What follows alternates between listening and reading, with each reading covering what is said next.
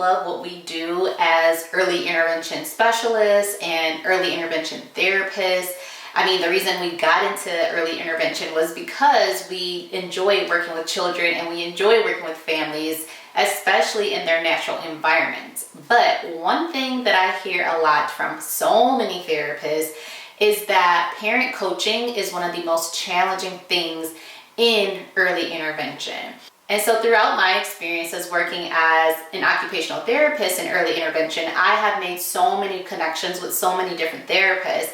And a lot of times, a lot of the therapists express so much frustration when it comes to parents not carrying over the strategies that are being recommended to them, or they're not following through with different recommendations that the therapists are providing to them. And I'm going to challenge you, if you are a therapist, to think outside the box for a second. And before you get super frustrated, think about some possible reasons why is it that maybe the parent is not carrying over the strategy or the recommendation that you recommended. And so that's exactly what I'm going to be doing in this video. I'm going to be sharing with you 8 different reasons why it is that a family or parent just may not be as engaged in your session, or just may not carry over the recommendations that you've provided to them. So reason number 1 that a parent or family may not be as engaged in your session or may not be carrying over your recommendations is that maybe they are confused and maybe they just don't understand your role, what it is that you do, and why it is that you're doing what you're doing with their child. So a lot of times as professionals, it's our job to explain who we are, what our role is, and how we are going to help that child in their natural setting. So for example, as an occupational therapist, a lot of families don't necessarily know or may have never even heard of OT or occupational therapy before. And so every time I meet a family, and even multiple times, I may have to remind them exactly what it is that I'm working on, what it is that I'm addressing with their child. And so one thing that you need to think about is, have you really sat down with the family and explain to them what it is that you do as that child's therapist? What are the things that you're working on with their child, and why is it that you're doing the things that you do? Oftentimes, parents may just see you playing with their child or doing an activity with their child, and before you know it, they start to kind of view you as kind of like this glorified babysitter, right? Because they see you just playing with their child, and that's all they see. Because you're not explaining to them why you're playing with their child, or the parts of play that you are engaging with their child, why you're doing what you're doing. So it is your responsibility to explain not only the what you're doing, but the why behind it.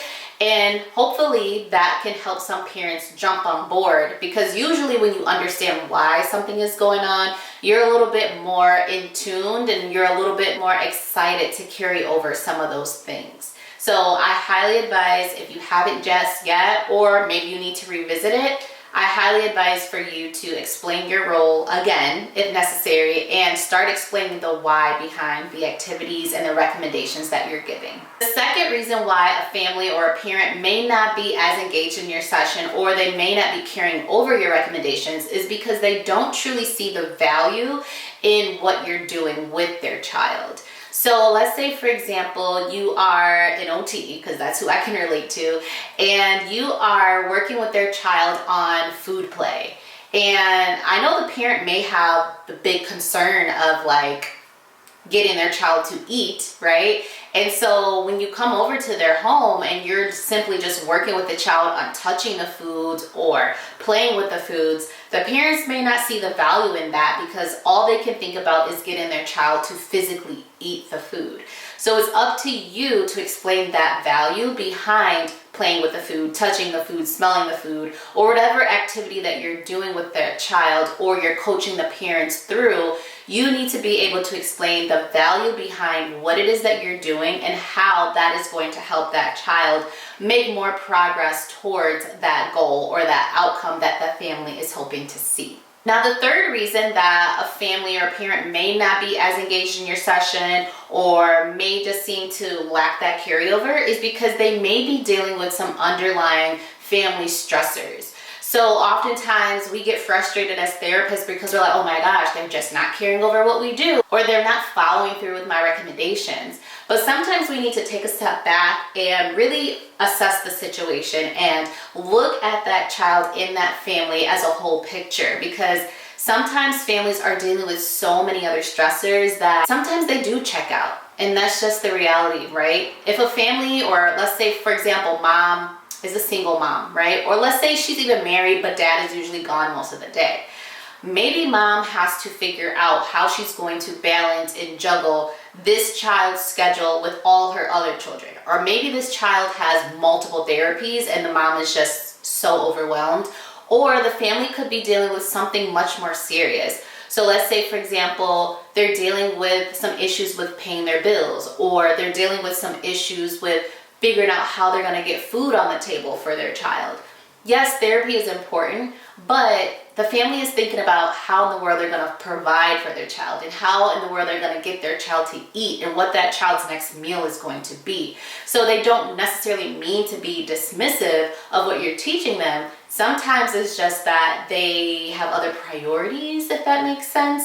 And so sometimes we may need to take a step back and reevaluate the situation, because that family could be dealing with so much more that we're not even aware of. So sometimes we may need to do a little bit of digging, not to be nosy per se, but to just tap in and really see how the family is truly doing, and if there's any other ways we can help that family outside of just pure therapy activities. And to kind of go along with family stressors, sometimes family dynamics plays a huge role in that person or family member carrying over strategies.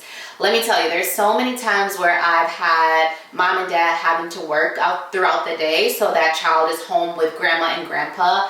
And so, of course, you give your strategies and recommendations to grandma and grandpa, but let's face it, they're grandma and grandpa, right? So not all the time are those strategies that you're explaining going to get carried across for grandparents, because they're being grandparents, right? They want to love and play and all of that with their grandchild. And so, yes, you can make recommendations to them, but sometimes it's not going to get carried over as much just because of the situation. Or even think about daycare. That's a whole nother situation, right? Because daycare is another ball game. I can make a whole nother video about daycare, but sometimes if you are trying to give a strategy to a teacher at daycare, that teacher is super overwhelmed because she has 10, 15 other kids to worry about, right? So as much as she wants to help this child, sometimes she just can't do it in the capacity that could truly benefit that child. So when you are having some frustrations about things not being carried over, think about that family situation and that family dynamic and see if you tweak things here and there, could you help make things a little bit easier for them? The fourth reason is something that a lot of therapists may overlook, and that is sometimes families just feel like they're being judged, or they just don't feel secure. And so a lot of times when therapists come into a child's home, it can be intimidating, right? Because the parents may be second guessing themselves, the parents may be judging themselves or questioning themselves, and they may be thinking like, oh my gosh, this therapist is judging me, or maybe I'm doing something wrong, or maybe this is all my fault. There could be so many different thoughts going on in their minds. And so sometimes it has nothing to do with you, and it has nothing to do with the strategies and things that you're recommending, is that they feel so judged and insecure that they easily shut down themselves. And to avoid embarrassment or criticism, they just don't follow through at all. The fifth reason that a family or a parent may not be carrying over your recommendations is because of past negative experiences or past traumas. Maybe another therapist or another professional made them feel unheard or dismissed. So even if you are super supportive, sometimes just having that trauma from something that's happened in the past can make parents feel more guarded, or it could even make them feel more resistant to doing the things that you are recommending for them to do. So one way to kind of overcome that is offering your praise. I call it parental praise. You want to make sure you're praising these parents even for trying, right? even effort counts as something to be praiseworthy for these parents, because it can be so hard and so challenging. So be a little bit more sympathetic with these parents and a little bit more patient, and give them a little bit more praise, and let's see if that will kind of change the dynamic and that mindset of that family member or parent. Now, the sixth reason they may not be following through with what you're recommending or may not be as engaged in your session is because they are just simply overwhelmed.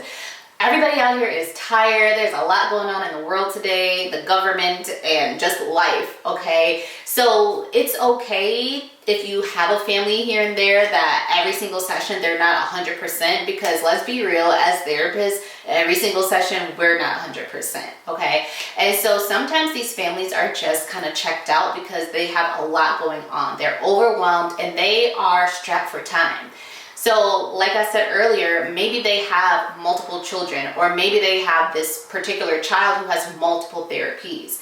And so if you are giving them a home program, and the speech therapist is giving them a home program, and the developmental therapist and physical therapist, speech therapist, like everybody has their own strategy or recommendation that they want this family to try and do, that can be super, super overwhelming. So number one, I recommend that you figure out and talk to the parents about what their daily schedule looks like. Walk with them from the point the child wakes up in the morning to the point that child goes to bed at night, so that you have a better idea of how to embed a simple strategy into something that that family is already doing throughout their day. Number two, I highly advise that you team up and collaborate with other therapists who are on this child's team to see how you can possibly combine maybe an activity or combine a strategy, so that family maybe only has one or two things to try instead of 4 or 5 separate things to try, right? You want to make it as concise as possible as far as what that strategy is, so that maybe doing just one activity is going to target a variety of different skills that that child needs to be working on. Now, the seventh reason why parents are not as engaged or are not carrying over recommendations is something that we can all relate to, and that's because maybe they're not seeing those immediate results. Just think about you as a person, right? If you have a goal and you've been working on something, but you're not really seeing results, sometimes that can help you lose your motivation, and sometimes that can kind of knock you off your square a little bit, where you're starting to feel like, is this even working? Like, why am I even doing this? What's the point of doing this? Same thing applies to the family and the children that we're working with. If the parents are not seeing some progress with their child, especially like those quicker, immediate results, sometimes parents just lose motivation and they lose quick interest in what it is that you're recommending for them to do. And if they're not seeing those results, this is going to impact just how invested they are in your sessions. So my advice to you, if you are dealing with a child, let's just say, that's having slower progress, is to still point out the positives, still point out the strengths, right? Even something as simple as the parent having a better understanding of how to work with their child is a way that they've shown progress, right? So sometimes you may have to be a little bit more creative with pulling out those pieces of progress in order for that parent to see that, hey, what I'm doing is still working, what I'm doing still counts, even though it may take a little bit longer of time. And reason number 8 could be cultural or communication barriers. Sometimes language, cultural norms, or even communication can form as barriers, and that can impact how the family engages and interacts with the therapist and with the therapist's approach. So being mindful of these type of barriers can really be beneficial, because it's going to help you to understand some of those underlying norms and some of those underlying barriers and differences, so that you can maybe modify your approach or get some additional supports to help the family as is necessary. Okay, so I know I said 8 reasons, but I just thought of one right here, just filming this video. And this was not planned, but one additional reason why a family just may not be as engaged, or they just may not be carrying over your strategies, and it's hard to say this, but it's the honest truth, is that sometimes you are just not a good fit for that family, or vice versa, or that family's just not a good fit for you. It's perfectly normal if a child or a family and a therapist are not aligned, right? Now, nobody is saying like you have to be besties with like the families and the children that you work with, but you want to have a pretty good rapport. And every now and then, every single therapist has come across a family where they're just not aligned, you know, they're just not a good fit for one another. It could be the therapist's approach, or it could be how the family approaches things that don't align with one another, and it just kind of makes the whole situation clash, and it kind of makes everybody bump heads, and it's just not a good fit. So there's been plenty of times where I've talked to families and they're like, oh, we had to discharge a certain therapist because they just were not a good fit for my child. Or vice versa, right? A therapist was like, this family was just not a good fit, right? So don't take it personal. It's just the name of the game, to be honest. If you work with children, you work with families, and you're a therapist, not everybody is going to be your cup of tea, and you're not going to be everybody's cup of tea. That just comes with the profession of what we do. But that could be another reason why the family may be disengaged. So if you are a therapist and you are kind of new to parent coaching, or maybe you have been doing it, but you're still a little bit like iffy about it and you're not as confident as you want to be, I created a parent coaching starter kit for new therapists in early intervention. I'll leave the link to that starter kit below, so be sure to grab you a copy and download it so that you can start to get some more detailed strategies on how to effectively coach these families and these parents that you're working with. So before you get super frustrated and before you are like, oh my gosh, I'm going to discharge this family, take a step back and reflect on these 8 to 9 reasons that I provided with you in this video, and maybe see how you can modify your approach if you realize that the family is dealing with these certain concerns. Also, if you are a therapist out there who's a little bit more on the introverted side, be sure to watch my next video on how to confidently coach parents, even if you are more of an introvert. Alright guys, I hope these videos were helpful, and like I said, don't forget to download your parent coaching starter kit, and I'll see you in the next one. Bye!